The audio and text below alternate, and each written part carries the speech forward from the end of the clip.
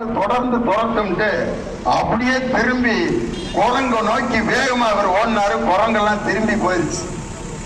ஒரு பிரச்சனையை பார்த்து நாம் பயந்து ஓடினால் பிரச்சனை தொடர்ந்து வரும். அதை எதிர்த்து போராட வேண்டும் என்று சொன்ன விவேகானந்தர்.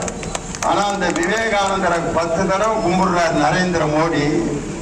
பிரச்சனை உள்ள அந்த மணிப்பூர் மாநிலத்துக்கு இதுவரைக்கும் போனாராயா?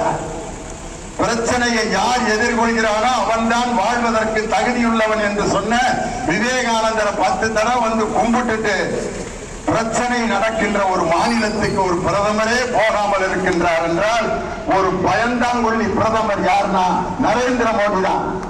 இந்த பயந்தாங்கொள்ளி பணக்காரர்களுக்கு மட்டும்தான் அவர் பயப்படுவாரு, மற்ற யாருக்கும் பயப்பட மாட்டார். அப்படி விவேகானந்தர், தேவசகாயம் பிள்ளை, சவேரியார், NS கிருஷ்ணன், ஜீவானந்தா, அதே மாதிரி இஸ்லாமியர்களுடைய